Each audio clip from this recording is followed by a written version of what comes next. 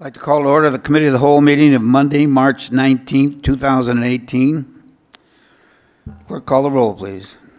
Mayor Berman? Here. Trustee Cafino? Here. Trustee Lowry? Here. Trustee Curtis? Here. Trustee Carroll? Here. Trustee Gately? Here. All right. Audience comments. I have Marcia Arb and Shelley Henderson. Very good. State your name and your address and Well, Shelley Henderson, and home is 102 Gorham Court in North Aurora, and work is 194 Alder Drive. Marcia Arb, home is 553 Hamilton Lane in North Aurora. Sorry, I have a cold. And 194 Alder is work, and that's what we're discussing. I'll go ahead and start things off here, if you don't mind. all right. Very good, Mike. The proposal being discussed tonight is for a parking variance at 194 Alder Drive, which is Abilene Flavors. They're also looking for site plan review, considering that the addition is over 25% threshold.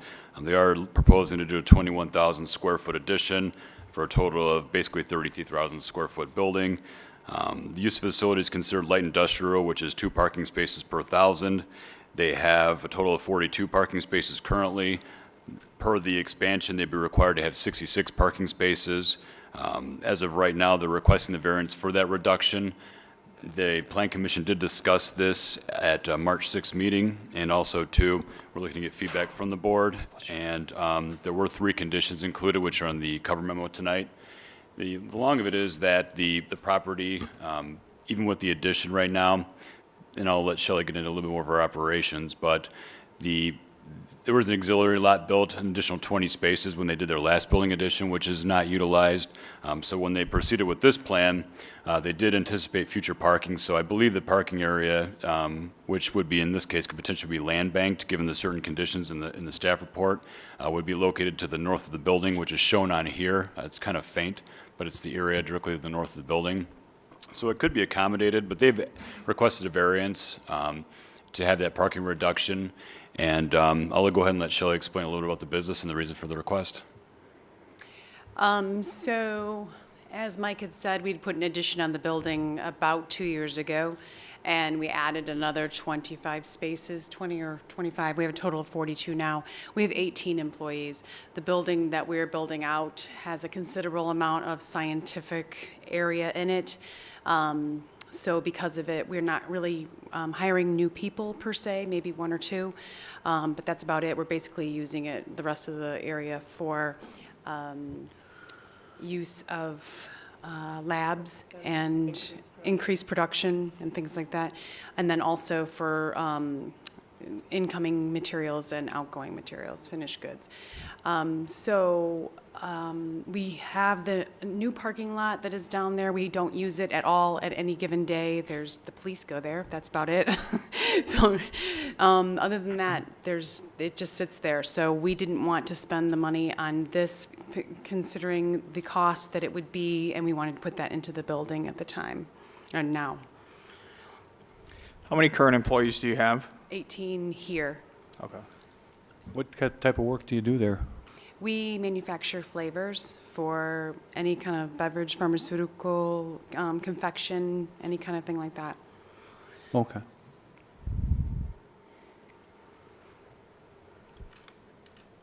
Any other discussion? No, I have no issue. it's out of the way, and Yep. you know. I think it's great that you're able to expand and have room for more parking when it's necessary, and you don't have to build it now. So I think that's outstanding.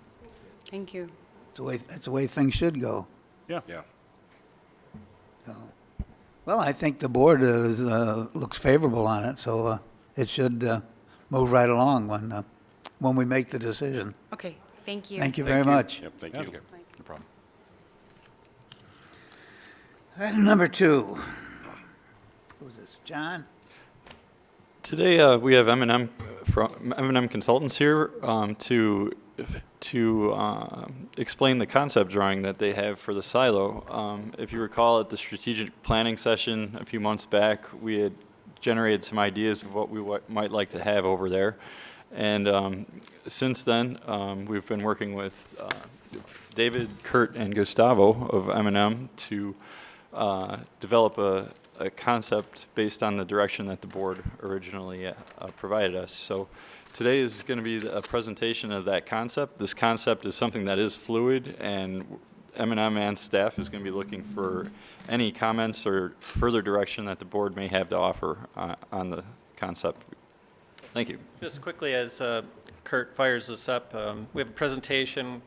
We've done some engineering investigation on the silo tower, look at it closely, up close, inside, to determine what is feasible with it. We have our early concepts here, along with some views of what our engineers took. They flew around the tower. So we have some concepts. It's designed to be phased, so you can take parts of it and develop it further as it goes along. So I'm going to turn over to Kurt. He can go through the presentation. Yeah, so as David mentioned, we had some engineers come and do an analysis of the silo structure itself. So we wanted to start by sharing some of the drone footage that they took during that assessment. I think this gives you a really nice idea of the vantage points that can be had from occupying this structure, and just some really nice views of the surrounding area.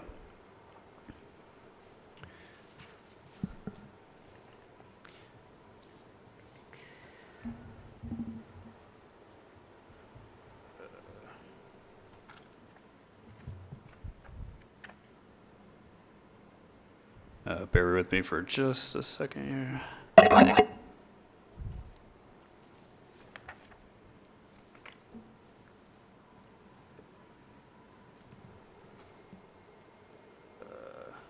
Seem to have lost the presentation for just a second here.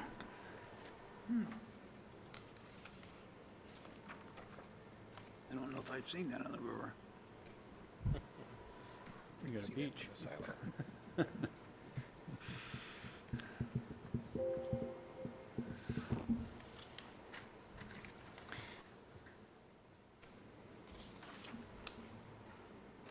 That's pretty creative.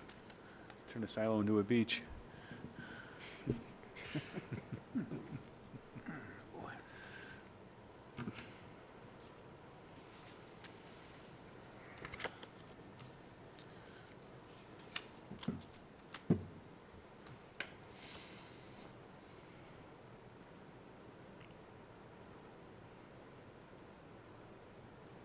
Are you looking at it on our server or on here? I'm copying it now.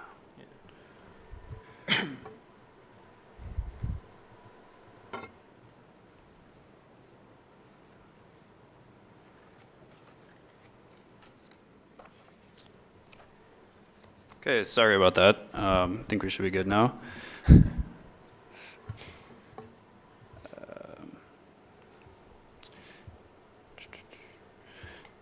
So additionally, we took a closer look at the structure itself and a little bit of onto the interior. As you can see from above, there's some spalling concrete that'll have to be addressed. There's some abandoned equipment on the interior of the silo that'll have to be removed. Appears to be some fire damage from some point in time. Some items that are kind of precariously held there, so those will have to be removed. This is a view actually from the bottom of the silo as it stands now, looking up, and it's one of the interesting features is this partition wall made out of wood that we think we could actually harvest this material and possibly use it in some of the design features that we'll show you. So just a little bit here on some observations of the site itself and some of the considerations that led to the development that we had. So the drawing on the left, you'll see Harner's Restaurant and their facilities shown in red, and the silo shown in orange there. One of the other key features that we took into account was the planned parking just to the south there. When we started to look at the topography of the site, one of the key features that we noticed is that there's not really a continuous grade that goes from the Harner's Restaurant area and the parking up there down to the river edge. There's actually a nice plateau that exists in the middle, which we think is a really ideal spot for the various site features to go. It's located just between in elevation, the areas from the parking of Harner's and the new parking, and also it's easily accessible from the existing parking for the Fox River Trail. Because it's slightly elevated, it also offers some pretty nice vantage points out to the river. And we think moving some of these features a little bit to the south, keeping them there, will not hinder the nice views that Harner's Restaurant enjoys right now.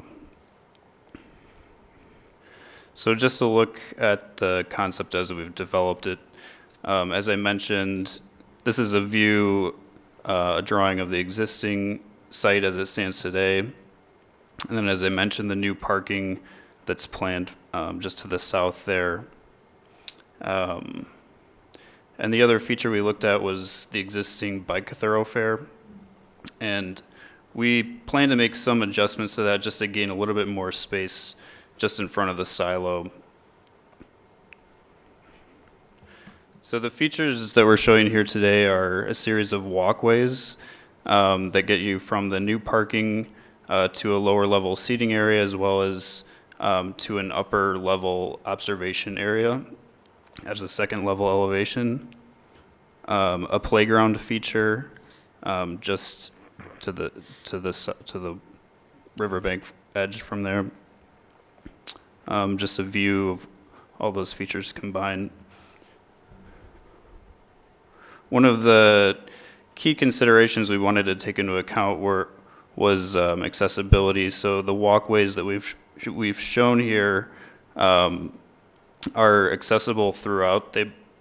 Someone in a wheelchair would be able to access from both parking areas continuously through the site and up to the second level observation area. So some more views.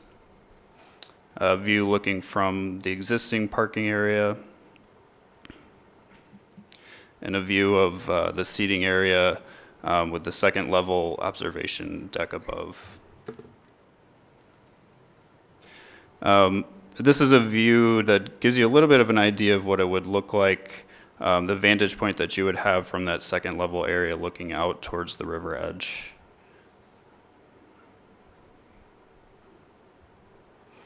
And then finally, one of the key considerations we wanted to have was to transform the silo into a full height observation tower. So we've shown here how you could integrate a full height stair and really take advantage of some of those existing openings for people that want to go full height into the silo and get some really, really nice views looking out to the site.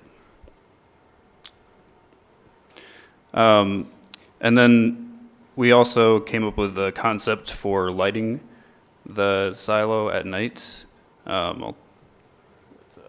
Gustavo will talk about that for a little bit.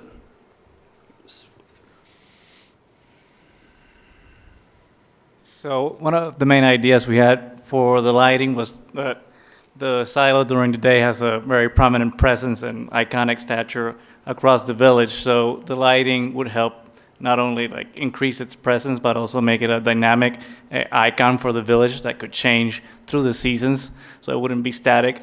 So this is one of the first options that we were thinking is like lighting could be something that would highlight the battlement on the top, or also could be something that projects out of the existing openings and could change colors depending on the season. And below you can also see that we could light up like the guardrails and the steps to create something that's subtle but helps light the landscape in a subdued way, but create something that's accessible and dynamic.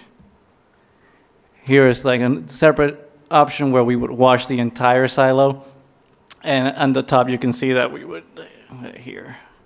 that we could create that grid on top to also kind of emulate the Christmas tree that's currently existing there, but in a more architectural lighting feature that could again be programmable. And like here it's green, so it could be like a Christmas setting, but you know, it could be custom to whatever the village would want at any given time.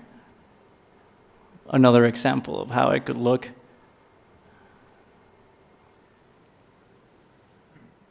So again, it's like separate lighting features that help highlight it and give it a different presence as we would like.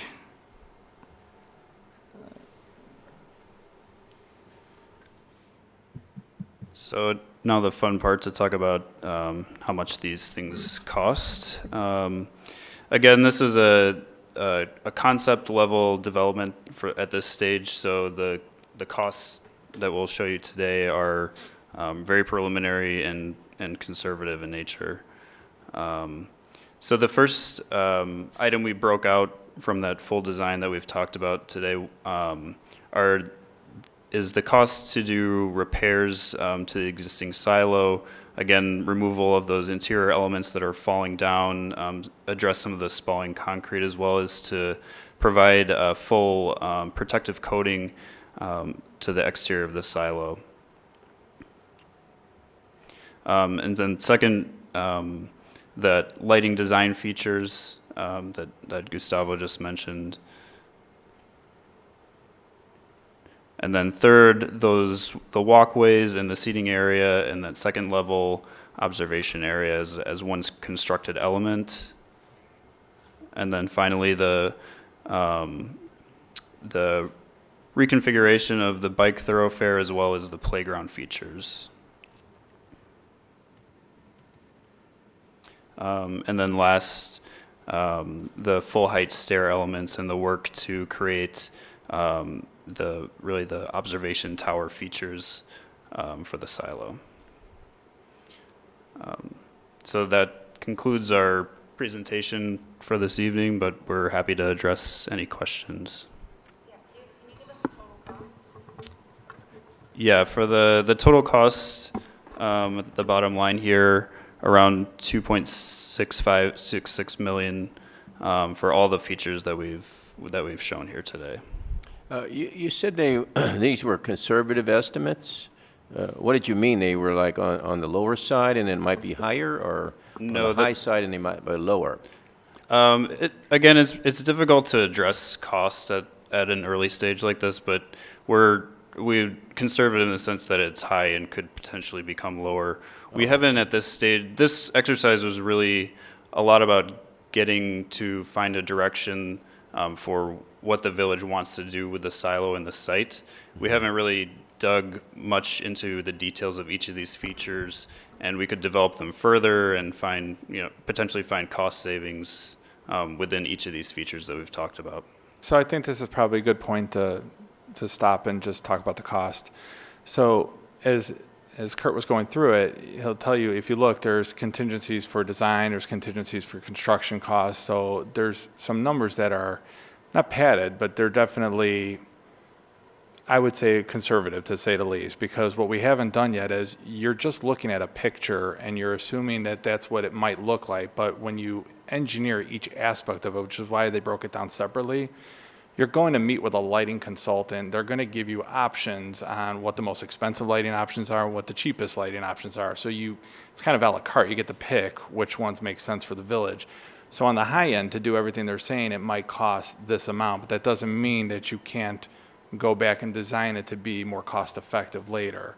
So I want to make sure we know that. And then as far as funding goes for this, there's a couple different things. So one is, this isn't a TIF district, this is a park improvement. This is something that we said when we started this. We started with the idea of lighting the tower. Okay, lighting the silo was one of the first priorities that was brought up.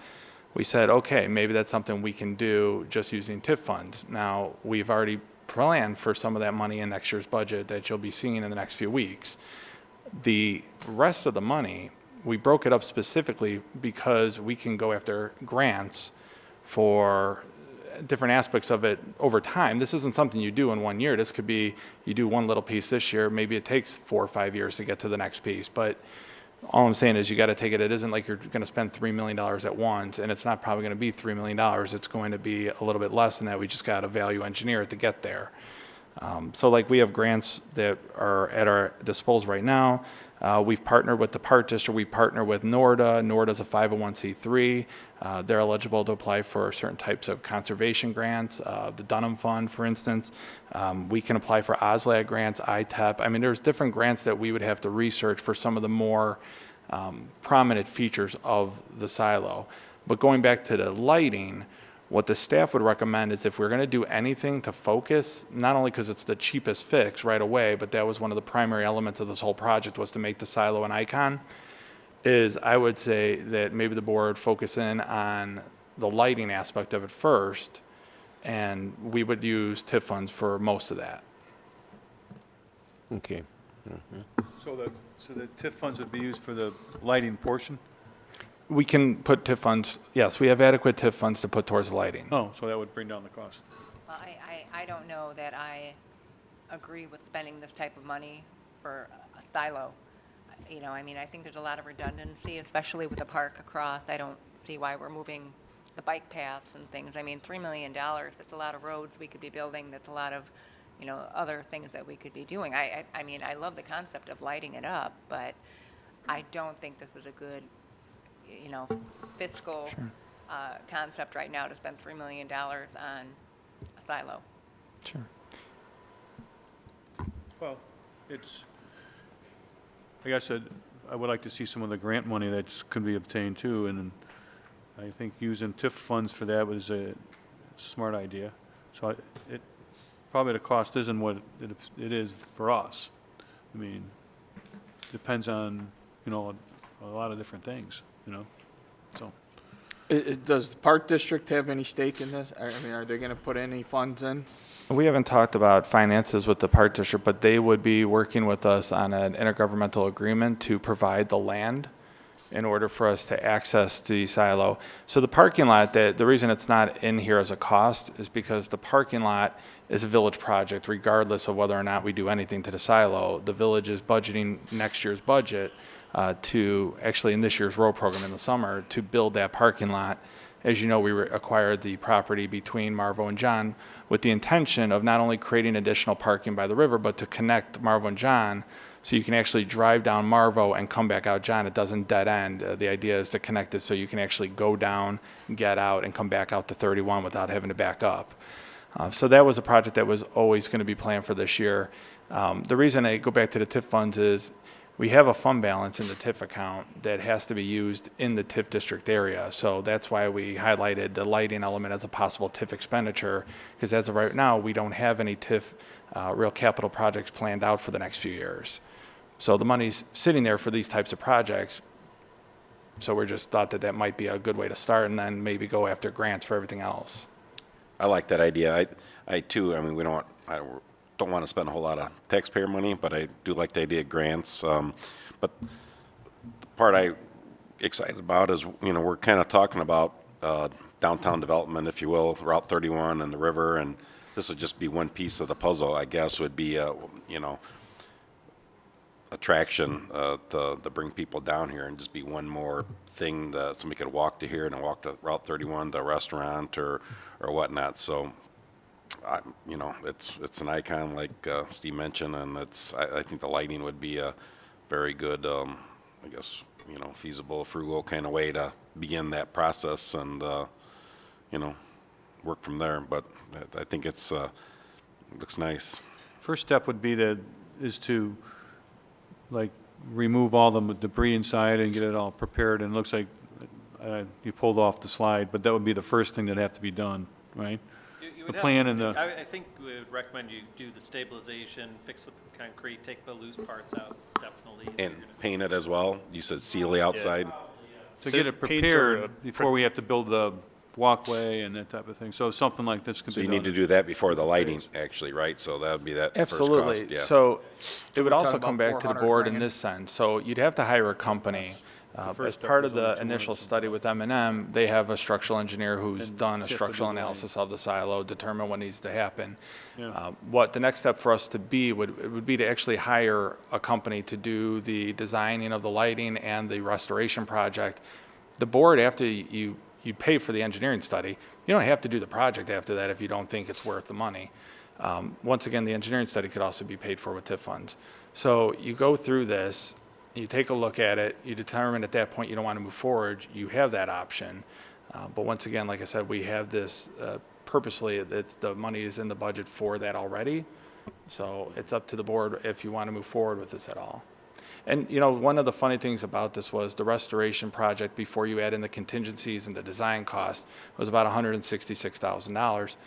And I think Kurt was telling me a third of that cost might actually be just to build the scaffolding around the silo. So once again, what's conservative about that is we have no idea if there's another company out there that has another method that doesn't involve building a full-scale scaffold up the side of the silo. So, but we don't know that because we've never actually looked at it yet. I think it would make a dramatic improvement to the visual aspect of the whole Route 31 corridor. I think it's really nice myself. Depending on how much that's going to cost our residents here in North Aurora, and if we can find funding, I'd be all for this. It's, even if we just did the lighting part, I think it would be a tremendous improvement. I'm kind of for it, but I'm kind of concerned too about the cost. So if we could find the funds and maybe use TIF money to start it out with, or as you suggested, Steve, or something. Well, you said we had money in the budget right now to do the shoring up and the repair. What I was referring to is in our draft budget, so the budget that's going to be coming to the board in the next few weeks, we put money down in our TIF fund, basically for a TIF project for next year. So it'll come to the board for review as part of the TIF budget. So how much money are we talking about that we have that we can contribute at this point? I'm sorry, say that again, please? Wrap my head around how much contributory funding we're going to need to do, you know, even $1 million, let alone $3 million. How much money do we have right now, budgeted, allocated in the TIF, altogether in the pot? So just for this project, the only thing we have allocated right now in the draft budget is in the TIF fund. We're going to have to put probably $350,000, $400,000 of that in there. We get on an annual basis an increment. We get roughly just under $400,000 a year. Bill, you can tell me if I'm missing something. So right now we have 10%, and we're going to look for 90% contributory from the other. 10% of the entire project. Right, that's what we have. We No. have 10%. Yeah, more than that, don't we, in the TIF? What I'm saying is, okay, in the TIF more fund like right now, we have a 20%. balance of slightly over $1 million. Is it 1.1, 1.2? So then you have an increment that comes in next year of roughly $400,000. So let's just call it 1.5 million. So out of that 1.5 million next year, we have projects that are lined up, including 350, 400,000 for this project. I think we ought to look at the long-term benefit of the whole thing as well. It's just think about years down the road, and especially if we develop this project over a series of years, keeping the cost each year manageable. The impact of this, as things go by, will be put North Aurora, I think, as at a significant point on the map here in the Fox Valley. I'm really excited about the lighting part of it. It really looks great. You guys did great. I agree. I think we've got restaurants on 31 that have been there for 2 or 3 years that are struggling. They have no foot traffic coming down to the river. A place like Bruno's would benefit greatly from a project like this, from bringing people down to the river on both sides.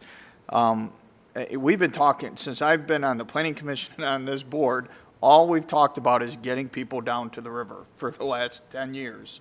Oh. This is one of the first steps in that project, and I think if we take it in increments, I think we can find funding. I mean, you're talking, it's 15%. We keep saying $3 million. The number I saw was less than 2.7, and that's high.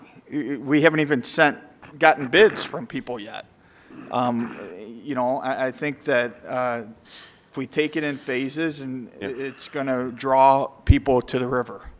These are the decisions and times where we wish, you know, 2 years ago that we are like, man, you know, Route 31 kind of looks bad and nobody comes down to the river. And these are the times now that the rubber meets the road and we can make that difference.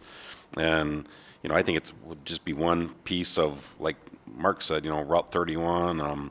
It's just the baby step. And, you know, we need to, you know, the village may need to have some skin in the game besides grants. You know, if this is something that we truly believe in, and if 31's our big charge and we really want to make a difference, it's the way it goes sometimes. You know, I think we can be frugal about it and get grants and do things, but, you know, I definitely see it's needed, and it's just things, like Mark said, we've been talking about for 5 years, maybe more, you know, just, and this is a time we have to support it and decide and move forward, so. So I have a question. Who, you know, from a liability issue, what's going to happen with this thing at night? Is it going to be open at night? Who's going to lock it up? Who's going to open it up? How do we keep it safe? How do we not have, you know? So you're talking about it, like down the line if it ever became an observatory? Yeah. Okay, well, I mean, we haven't had full-scale discussions on that, but we'd have it locked. During the daytimes it'd be open, probably camera system inside of it. There's silos that are reused now in park districts nearby where they don't have anyone in the silo. You can climb up 50 feet on a scaffold and come back down. So is this going to be something that's going to be, we're going to have to hire people? I mean, I'm just trying to get my mind around the expense of maintaining this. I don't want to spend $3 million in, and now we've got to hire 2 employees. And yeah. Now, one of the issues that we'll have is working with the park district is those are the types of conversations we would probably have with the Fox Valley Park District. One of those things that you asked, what would the park district's role be? One of those things is we would discuss the potential of, since they are open, they have park police and whatnot, maybe we work with them to coordinate the park, like who actually maintains it at night when our staff is gone. Does the Fox Valley Park District have any other silo-type project or observatory like this in the park district? Now, the only park district silo in this area that we know of is Peck Farm in Geneva. So that was built by the Geneva Park District. It's 48 feet tall. This is 98 feet tall. So St. Charles has, at Potawatomi Park, they have a lookout that's a exterior structure. It's, I don't know, I'm going to guess it's 30, 40 feet above the ground. So there are lookouts, so to speak. I know I think it's the Forest Reserve maintains the windmill over at Fabian. So, I mean, there are opportunities. Nothing this tall, that's for sure. Nothing that's lit at night. So once again, just to put this in perspective where the staff did this is, once again, in the strategic plan, we have a goal that was set by the board to create a focal point by the river. What we're trying to do is just give the board options on things you can do to bring people down. In this year's budget, you'll also see it's a theme because we're doing the things that we talked about maybe 2 years ago, and we're starting to implement them. Just the park that's behind us right now, we're actually talking about putting the seating area in. If you remember, that was part of the TESCA plan that came out redesigning this, and that was $2-3 million as well. They came in and said, okay, we're going to build a pavilion. It's going to be $1 million. And, oh, we're going to build a gazebo. It's going to, you know, we have a gazebo, obviously, but it's going to be $500,000. But the truth is all they're doing is just providing a concept. Eventually, we say, okay, we like that idea. We go and then we say, we want to design it the way we want it to look, and then we have control over materials and costs. So that being said, the village is putting money in our capital budget this year to also do improvements down in this park. And that's so that when we have 4th of July fireworks or we have the North Aurora Days concert in the park like we did last year, to give people more opportunities to want to be down by the river. I would like, since this is the only thing of its kind in the Fox Valley Park District, I would like to see us push them to have a little bit more skin in the game too. I mean, I like the idea. I'm all for us having skin in the game, but I think this is a unique feature that they should be able to take advantage of as well. Well, they also can apply for some of the OSLOT grants. Right. So, but getting back to the phase, like say, for example, we do the repairs the first year, then the next year we put the lighting up, and then, so it could be stretched out to 5-6 years. Oh, yeah. I mean, in theory, it's designed in a way that we don't have to continue moving forward at all. At some point, you can just say, I'm fine with the way it is and not move forward at all. It could just sit there until you're ready to move forward again. That's why we have strategic planning sessions every 2 years, so we can have those kind of conversations. So ultimately, what we're just saying is, if the board wants to, we can kickstart it with the lighting, and we can do the restoration and the lighting. From there, in the meantime, the staff can work and try to get grants. NORDA, I mean, our partnership with NORDA, one of it is predicated on the fact that they can apply for 501c3 grants that we can't. So we'll work with them to apply for grants. That's their mission, is to bring people to the river. So I want to echo what Mark said about the Park District. Same, I like to have them skin in the game. You know, most of our money, revenue, doesn't end up in North Aurora from the Park District other than maintenance. You know, any big projects they've done, it's been Montgomery, Aurora. And this would be a nice thing that they could tag on to, and the residents can see where their tax dollar goes. So I would like to see a nice chunk from them to work with us, not just providing. Space? Yeah, not just the space. Right. Property is theirs. Yeah, not Property just the they own. space. Could I ask a question about the actual concept? This photo that you have up, or the rendering, is there an actual observatory on the top as part of the concept of the silo, or is there some place where people can walk outside and look out, or are we just looking out the windows? It's not shown that way now. It stops inside, but there's no reason it couldn't be developed to go all the way out. You know, there's logistics we'd have to solve, like snow coming down into the space. Those are the kind of things we develop further as we. Yeah.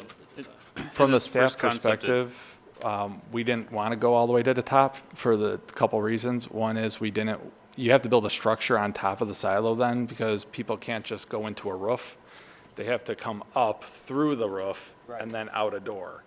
So one thing is it takes away the architectural historical value of the silo itself, because you're building like a rectangle box on top of it to get people out potentially. The other thing is, just like Peck Farm, what we could do is utilize the existing window cuts. We potentially could even widen them to make them wider. And then what you see in the picture there is there's actual platforms, so people can stop along the way up. They don't have to go all the way to the top. They can stop. They're contained. We don't have to worry about them being on the roof. And they're in a self-enclosed building. So that was one of the reasons. Sorry, I didn't mean to jump in. So that was one thing. And I think it would be a benefit for the board if you just explained every element and what the goal was, and especially the fact that the design took into account ADA accessibility. If we ever get all the way to the observatory level, one of the things we wanted is to make sure that this space is utilized by everybody. And so with that, I would, if Kurt, if you would. Yeah, I'll go back to a view here that shows the idea of the walkways, again, from the new parking. And then this walkway shown here would eventually connect back up to the existing parking area. And again, kind of what I was getting at when we showed you the images of the existing topography, it has the site has this nice plateau in the middle. And the grades that we're showing here, so this walkway is actually sloping up to that second level, and this walkway is actually sloping down a little bit to this seating area and the top of this playground feature. And all of those surfaces and all those walkways are completely accessible to someone in a wheelchair at a very, very generous, very gradual slope that really wouldn't be taxing at all. So we think that's actually a really great thing that we can work with this site. It also cuts down on the amount of site work that would have to happen. We're not proposing to cut out a lot of grade or replace a lot of grade in that sense. So it's a great site for that reason, that you're able to really take advantage of those existing features to accomplish that.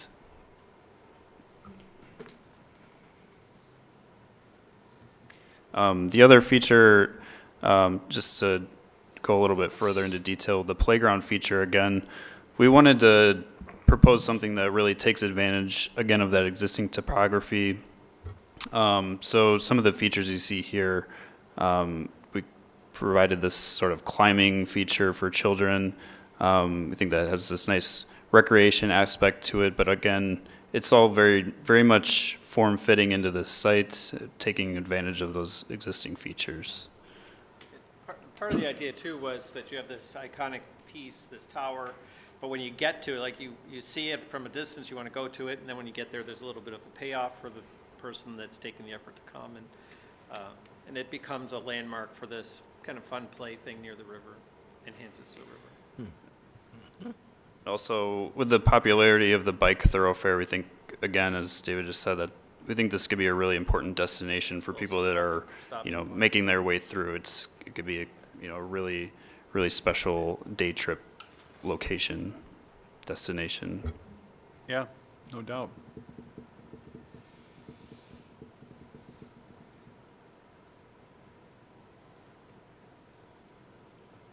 The other, so the seating area, we think that it's a very appropriate for this area. You mentioned, of course, the desire to bring people from the different restaurants.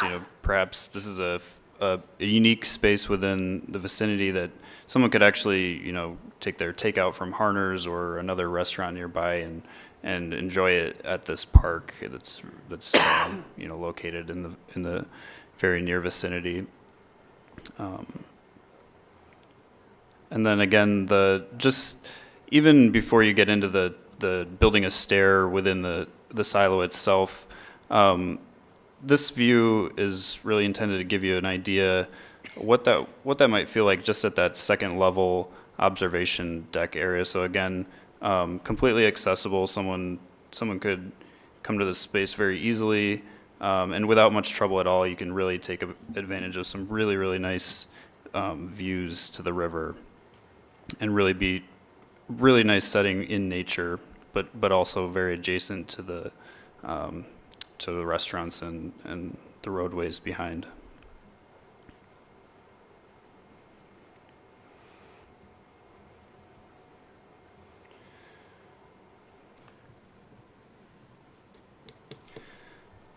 Other comments or questions? Looks great to me. Yeah. How many steps to the top? All right. Well, I think it's fantastic. And I don't think it'll be done by next year this time. But no, I think it's certainly a long-range project, but I think we can take advantage of the funds that we have and to get the project going. So, Yeah. I think that's a big thing.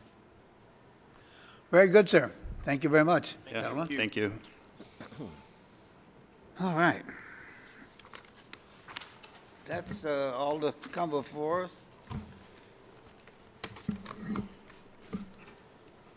Entertain a motion to adjourn. Motion to adjourn. Second. All those in favor say aye. Aye. Aye. Opposed? We're adjourned.